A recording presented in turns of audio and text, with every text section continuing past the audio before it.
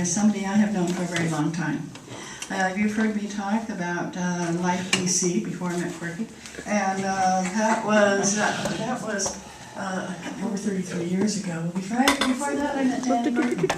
And our speaker today, Danni, had come into my bookstore. I owned a metaphysical bookstore called Brigadoon in Los Gatos.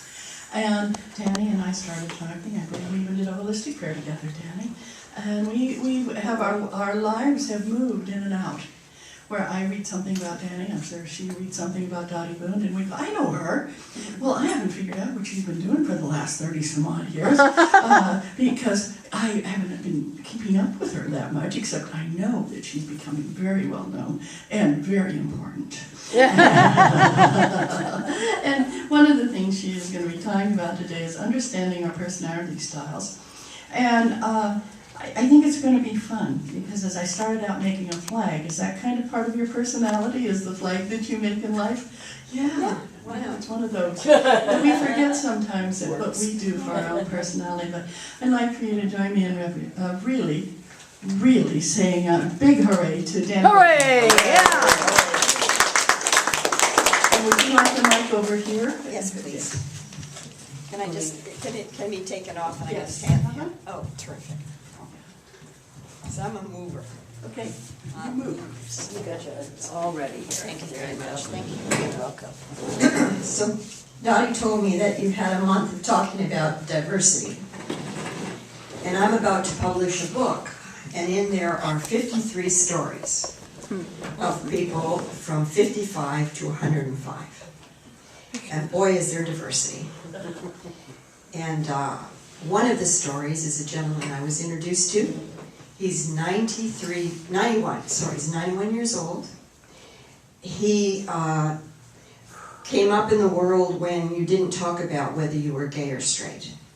And he was a gay man in a young man's body and had a lot of struggle with that, which is not what I came to talk about today, but here I am. And his story is beautiful about how he discovered how to have love and friendship with both men and women. So he actually married a woman, and then he had relationships through his life with others. And today he has a new partner, and they've moved to Healdsburg to start a vineyard. Cool. Yes. One of my sweet stories. So the book is called My Life, My Story, My Legacy, and the subtitle is Vintage, Wit, and Wisdom. Because when I turned 65, they said, now you're a senior. But I don't want to be a senior. No, you're a senior. You can get Medicare now and Social Security. But I don't want to be a senior. So I went to my dictionary and I looked up the word vintage. And it said precious, collectible, has history, has value, may be very rare, and one of a kind. Who's not going to sign on for that? So, for those of you who join me, anything past, time, we're vintage. Yay! So, in the time that I have left, am I to exactly 12 or 11? You go to 12:20. I mean, you go to 11:20. I could go. You have an hour. Okay, More than great. half an hour. So, I want to invite you to join me in having some fun, thinking about and talking about diversity among our personalities and among our styles. Now, one of the stories in my book is called Sister June, the Entrepreneur. Oh, how many people know Sister? How many know just Sister June? Okay. So she agreed very graciously. And June is known for many things, and one of them is she's very outspoken. And so she became one of my teachers many years ago in the field of graphology, handwriting analysis. And she taught me something that came kind of down through about 4 or 5 people. It started out as symbols, and then it went to something else, and then it went to personalities, and then it went to styles. Well, whatever, it's all the same thing. Now, why 4? I don't know, I didn't make it up in the first place, but I think it's really wonderful. But what I'd like to do by way of starting is I'd like to show some symbols to you. I'm not going to ask you to do anything with them except to just look at them. But in your own self, prioritize them. What would be your first, your second, your third, and your fourth choice? So in order to do that, I just need to put the mic down for a moment. Hand it to him. Hand it to her. Okay. So, if you would all take a look at the symbols and just pick which would be your first choice, your second choice, your third choice, and your last choice. Don't do anything with it, just allow yourself to choose. Just allow yourself to choose. Now, does it change for you if I move them around? Yes. Ah. And if I do this? What if I do this? I like that best. Uh-huh. Okay, great. Now, don't tell me what yours is yet. But the beauty of being where I am at this point, my friend over here was asking about, we hadn't seen each other for a while. I think I've been doing my work for well over 30 years now. And God has been very good to me because I'm still on my feet. Most of the time I have a reasonable mind. And I've figured out a really good trip, so I'm going to share it with all of you who may join me in the vintage years. If you forget something and you're in a room, back out of the room to where you started and you'll remember. Yes, that works. I do that, it does work. It works. It does yes. work. If you can remember, as you're going back through the door, it's like, Where was I? Yes. I've had to go back and forth a couple of times going, oh, I forgot again. So if you'd like to take notes, I did bring something if you want to take notes. And would you be kind enough with someone to help me just make sure those get passed around? Now's the time when you can nod. You don't have to tell me out loud, but you can nod. So how many of you picked the circle first? Thank you. Can I see a show of hands? Circles Over first? here. Great. How many picked the triangle Well, I first? took circle first, by the way. How many are admitting it?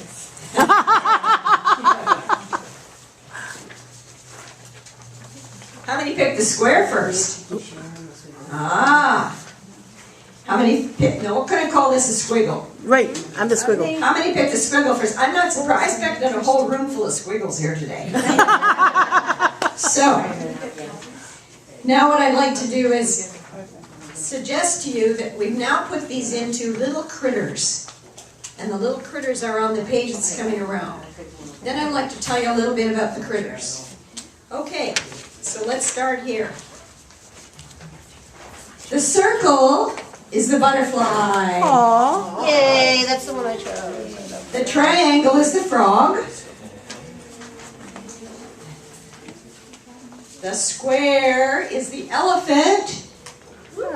And guess what? The squiggle then becomes the turtle. Okay. Now. Do you have any more of these anywhere? Yes, ma'am, I do. Okay, good, because we don't have enough for everybody in the room. I brought plenty. Oh, good, excellent. Thank you so much, I'll take those. If there's one thing I learned in 30 years, it's come prepared, sort of. And when it isn't there, you just make it up. Regina? So, how many of you would be curious to know a little bit more about the critters? Anybody? Sure, let's do it. Okay. Well, let's start by imagining that all four of them are going to go to the museum together. They're going to pile in the car and go to the museum. It's a beautiful new opening at the museum. So who do you think wants to drive? The frog. Gotta drive. Gotta be the driver. And who wants to be the back seat driver, as in the front seat, giving directions and navigating? The square. Or the elephant. Who's in the back seat gabbing away? Butterfly. The butterfly and the turtle. So they arrive at the museum, go up to the door, and immediately they all start to display their personalities. First thing is, they have to sign in somewhere, and already the turtle is missing. Just took off. Yes, Gone I into am. their own world. The triangle is standing there assessing the outline for the museum, strategizing, and then takes off. The beautiful elephant is sitting there trying to be helpful, suggesting things, and setting up sort of a plan of action. The butterfly is, ooh, look at this, it's beautiful. Oh my gosh, let's go over here. Pretty soon they're all separated, doing their own thing at the museum. So who do you think is going to have to round everybody up to leave? Well, probably the square and the triangle, or the frog and the elephant, because the turtle is nowhere to be found, and the butterfly is flitting about as only butterflies can do. Now, what does this mean about us? We are not one of these. We are probably a good collection of all of them, but we display our own style, usually with two primaries. Now, sometimes within ourselves, our two primaries are, so put together, just think about it, put together a frog and a butterfly. Can you already see something called split personality? Not really. The diversity within ourselves is amazing, amazing. So a little story about graphology years ago. I was going to apply for a job, and the gentleman who owned the business was for property manager. He said, well, we have everybody do a handwriting sample before we hire them. Do you mind doing that? Okay. I didn't know anything about it, but I thought, why not? So they turned in my handwriting, and I got the job. And I didn't know much about that, but except I was happy to get the job. So I asked the gentleman if I could call the person who'd done the graphology for me and see what he had to say. His name was Charlie Cole. He's a famous guy in this area. Yes, he is. Mr. Rough and Gruff Charlie Cole. That's who I studied with. Ah, me too. So Charlie, yeah, how can I help you? You know, that was Charlie. And I said, Charlie, would you be willing to let me buy or get a copy of the analysis you did, because you got me the job? Oh, good. Okay, yeah, sure. Sends me the analysis. And I call him up on the phone and I said, Charlie, thank you, but I think you sent me the wrong one. And he said, what? I think you sent me the wrong one, Charlie. He goes, now look, I've been doing this for 35 years. Do you think I might know what I'm doing? Oh my God. I had to own it, because Charlie Cole was telling me things about myself that I didn't know about myself. He was telling me about skills and values and strengths that I didn't realize yet, because I was still young. Well, that was it. I'm an entrepreneur. As soon as I heard this, guess what I wanted to do? Graphology. I got to study. So my best friend and I got into class so we could go to the conferences together and giggle and have fun. And bless his heart, he was one of many, many wonderful people who passed through my life and helped me become even more of who I am today. So let's talk a little bit about these folk. I have to go to my notes.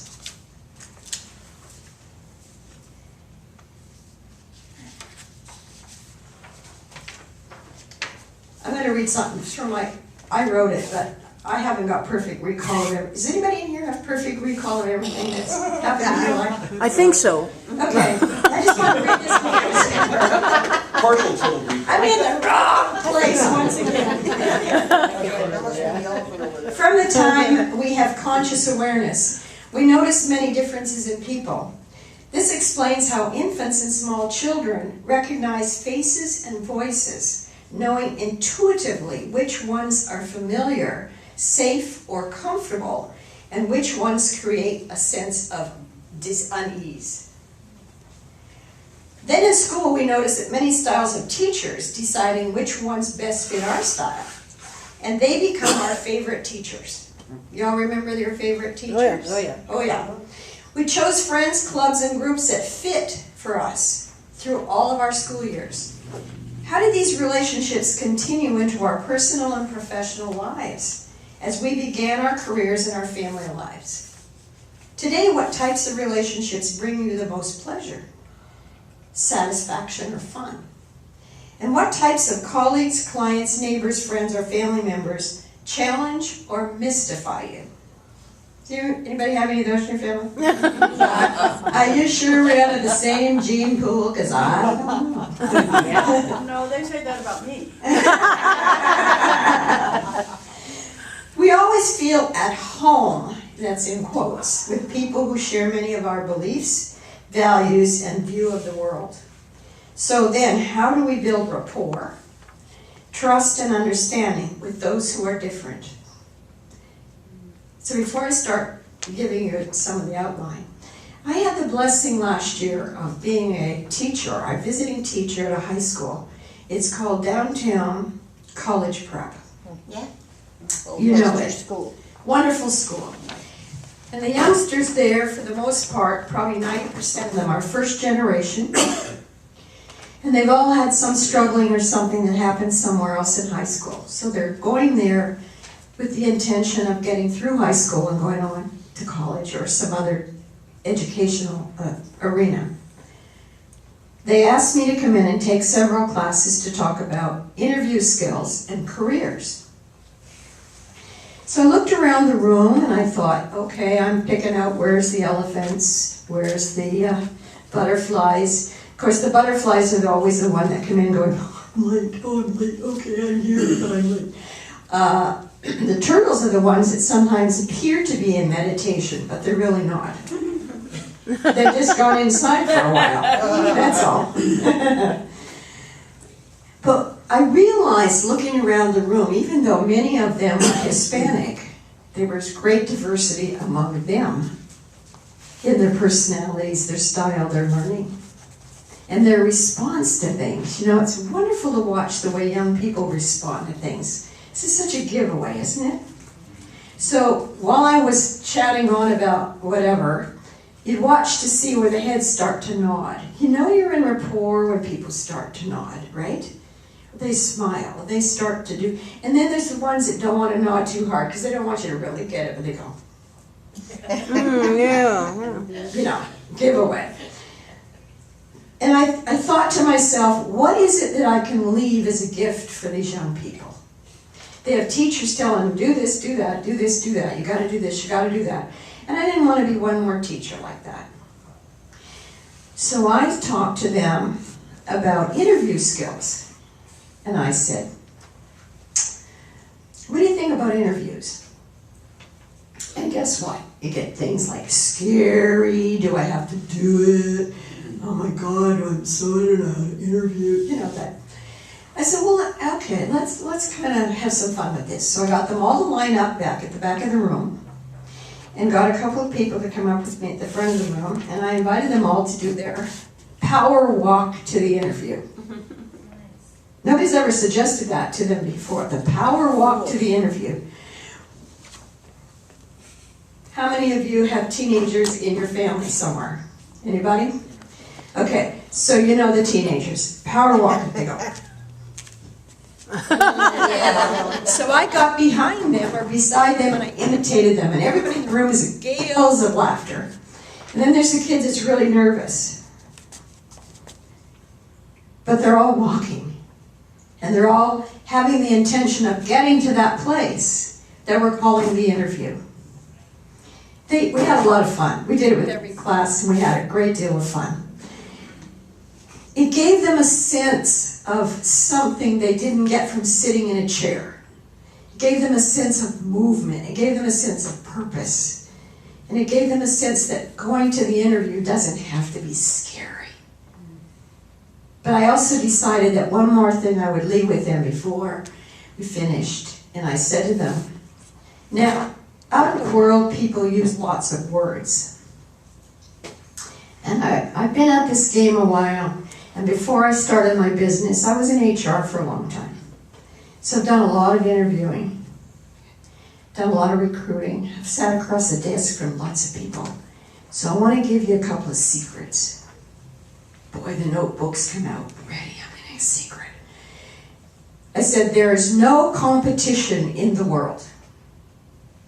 And they all went, because that's all they've been hearing about is compete for this, compete for that, compete for this, compete for that, right? So there's no competition in the world. But what there is in the world, I said, is contrast. There's no comparing, there's contrasting. You will not be compared with anyone except to be contrasted as to your fitness for a position or an opportunity. Because, this was my punchline, there's no one else like you in the world. You're one of a kind. And you're special because you're one of a kind. How can anybody possibly compete with you? Well, every eye in the room would get big as possible.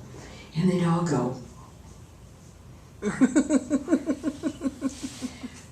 I think that was the gift I left them. Mm-hmm. And that was really felt good to me to do that. All right, let's get down to business.